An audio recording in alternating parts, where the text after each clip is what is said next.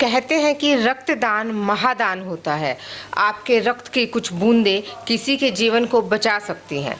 आज हम पहुंचे हैं पीजीआईएमएस रोहतक में डॉक्टर गजेंद्र जी के पास, ये जानने के लिए कि जो पीजीआईएमएस का ब्लड बैंक है वहाँ पर स्टोरेज कैपेसिटी कितनी है, किस तरीके से हम लोग ब्लड डोनेट कर सकते हैं, कौन कौन लोग ब्लड डोनेट कर सकते हैं।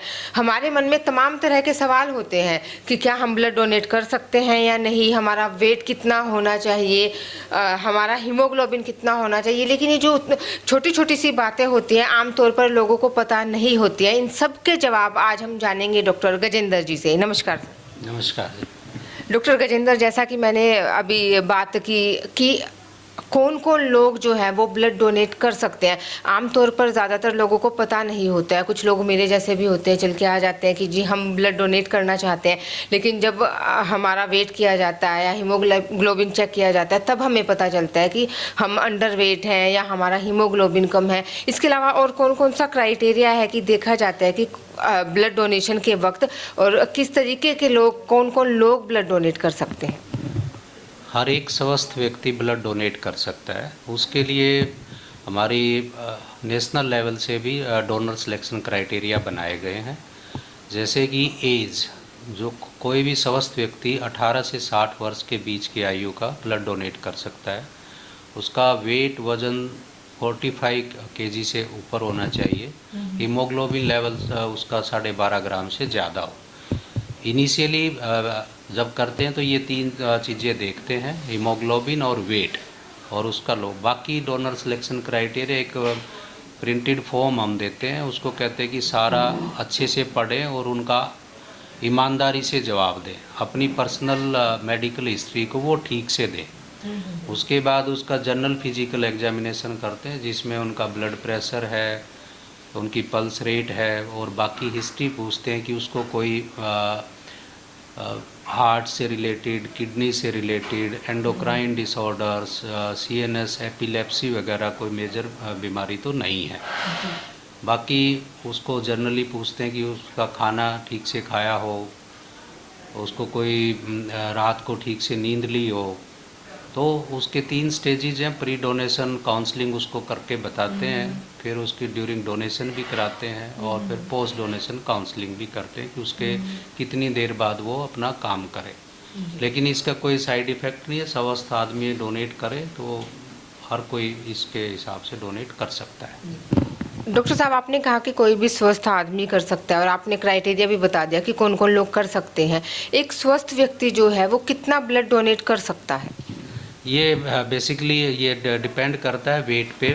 और जैसे हमारे ब्लड कलेक्शन बैग हैं वो उसी के अकॉर्डिंग बनाए हुए होते हैं। 2 तरह के 2 वेट में हम लेते हैं। जैसे 350 ml ब्लड के बैग होते हैं, 450 ml के होते हैं। तो लगभग एक स्वस्थ व्यक्ति 8 to 9 ml अपने बॉडी वेट के अकॉर्डिंग पर केजी वेट अपना ब्लड दे सकता है। तो 45 kg to 60 kg हम उसका 350 ml ब्लड ले सकते हैं। 60 kg से अबव का 450 ml के ब्लड बैग में भी ब्लड ले सकते हैं। डॉक्टर साहब, पेंडेमिक था, लॉकडाउन लगा, उस दौरान क्या पीजीआईएमएस रोहतक में तब भी लोग ब्लड डोनेशन के लिए आते रहे? और अगर आते रहे तो उनको कोविड से बचाने के लिए कि इन्फेक्शन ना हो, क्योंकि कोविड का जो है एकमात्र अपने हरियाणा में मैं ये कहूँ पीजीआईएमएस रोहतक ही केंद्र रहा है जहाँ पर कोविड के पेशेंट्स भी आते रहे हैं, उनका इलाज भी बहुत अच्छे तरीके से होता रहा है। तो जो स्वस्थ व्यक्ति ब्लड डोनेशन के लिए पीजीआईएमएस रोहतक में आए, उनको कोविड ना हो, इन्फेक्शन ना हो, उससे बचाने के लिए पीजीआईएमएस रोहतक ने क्या क्या कदम उठाए? देखिए, हमारे पास जिस दिन लॉकडाउन अनाउंस हुआ 23 मार्च को, हमारे पास लगभग 950 यूनिट्स हमारे स्टोर में ब्लड था, टोटल डिफरेंट ग्रुप्स का, जो कि हमारे अगले 8-10 दिन के लिए सफिशिएंट रहा, क्योंकि पेशेंट तो पूरे एडमिट थे। लॉकडाउन के बाद भी जब तक वो ठीक हो गए नहीं गए, उनको ज़रूरत थी। तो उसके बाद हमें लगा कि हमारा स्टॉक कम होगा। और लॉकडाउन था, लोगों की मूवमेंट थी नहीं, पेशेंट के अटेंडेंट 1-2 थे जो लोग डोनेट नहीं कर सकते थे। तो हमें पेशेंट्स की ज़रूरत को देखते हुए हमने प्रशासन से रिक्वेस्ट की कि भाई हमें कैंप लगाने की अनुमति दी जाए। तो पीजीआई प्रशासन ने डिस्ट्रिक्ट एडमिनिस्ट्रेशन से रिक्वेस्ट की और उन्होंने हमें कैंप लगाने की अनुमति दी। नेशनल लेवल से लॉकडाउन के और कोविड के अकॉर्डिंग एसओपी जारी हुई थी कि उनको फॉलो करते हुए हम कैंप लगा सकते हैं। हमने उस दौरान 7 अप्रैल 2020 को फर्स्ट आउटडोर कैंप लगाया। सारी कोविड-19 पेंडेमिक की डायरेक्शंस और प्रिकॉशंस फॉलो करते हुए तो इसी के साथ हमने बीच में जैसे आउटडोर ज़्यादा नहीं लगा सकते थे तो अपने इन हाउस डोनेशन के लिए लोगों से अपील की और यहाँ भी सारे वो नॉर्म्स कोविड-19 के नॉर्म फॉलो करते हुए डोनेट कराया गया। उनकी सेफ्टी के लिए हमने डिपार्टमेंट को सैनिटाइज करवाया, दिन में 2 बार, ज़्यादा होने पे 3 बार भी किया, एक मॉर्निंग में और एक इवनिंग में। हमने सैनिटाइज़र्स हर उस पे अवेलेबल कराए, मास्क के साथ उनका किया। और मुझे बताते हुए बड़ी खुशी है कि हमने लगभग 25,000 के करीब यूनिट अप्रैल से दिसंबर तक भी यहाँ कलेक्ट की हैं और हर एक ज़रूरतमंद को, खासकर जो थैलेसीमिया वाले बच्चे हैं जिनको ज़्यादा दिक्कत हुई लॉकडाउन में पूरे देश में, और हमने हर एक बच्चे को या जितने उनमें बड़े भी थे सबको ब्लड उपलब्ध करवाया। डॉक्टर साहब, आपसे ये भी जानना चाहेंगे कि जब एक व्यक्ति ब्लड डोनेशन के लिए आता है तो क्या कुछ बीमारियों का भी टेस्ट किया जाता है?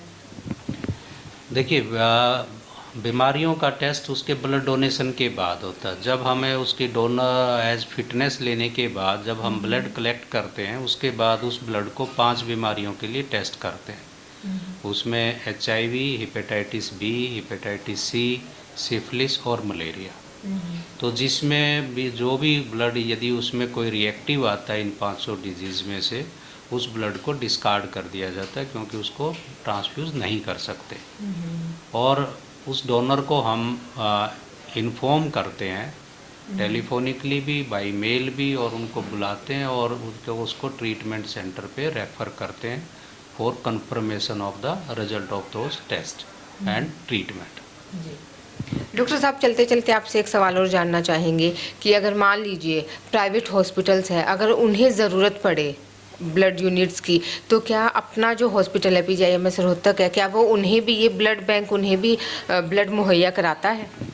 देखिए, क्योंकि ये ब्लड सेंटर हमारा सबसे बड़ा सेंटर है हरियाणा का, खासकर क्योंकि PGI एक टर्सरी केयर इंस्टीट्यूट है और धीरे धीरे रोहतक शहर में भी मल्टी स्पेशलिटी हॉस्पिटल भी काफ़ी हैं और हर एक ब्लड सेंटर का ये दायित्व है, रेस्पॉन्सिबिलिटी है कि किसी भी पेशेंट की जान ब्लड की कमी के कारण ना जाए। तो यदि प्राइवेट में भी उनको इमरजेंसी में ब्लड रिक्वायर है, हमारे पास आता है, तो हम हर एक पेशेंट को कोशिश करते हैं हर एक को ब्लड दिया जाए।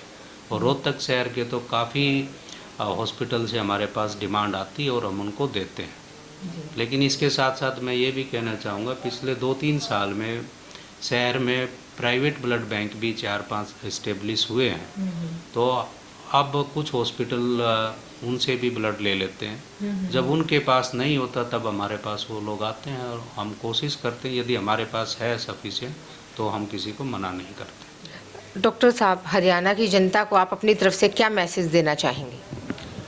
मैं सभी से ये अनुरोध करना चाहूँगा कि भाई हर कोई स्वस्थ व्यक्ति अपने जीवन में कम से कम एक बार रक्तदान जरूर करे, क्योंकि इससे उसका स्वास्थ्य खुद ठीक रहता है। जैसा मैंने बताया कि उसके कुछ बीमारियों का भी टेस्ट होता है, उसको आगे हार्ट डिजीज़, कैंसर डिजीज़ से प्रिवेंशन भी होती है और उसके हीमोग्लोबिन लेवल भी ठीक रहता है। और एक स्वस्थ व्यक्ति रक्तदान करके कई लोगों की ज़िंदगी बचा सकता है। और जैसा कहा गया है कि रक्तदान महादान, तो हर एक व्यक्ति यदि रक्तदान करेगा तो हॉस्पिटल में आने वाले ज़रूरतमंद मरीज को, जिसको भी ब्लड की आवश्यकता होगी, उसको अपने परिवार या रिश्तेदारों के ऊपर निर्भर नहीं रहना पड़ेगा। ब्लड सेंटर हर एक पेशेंट को अपनी तरफ से ब्लड मुहैया कराने में सक्षम रहेगा। तो मेरी सभी से यही अपील है कि अपने जीवन में रक्तदान जरूर करें, और अपने आसपास के लोगों को भी रक्तदान करने के लिए प्रेरित करें।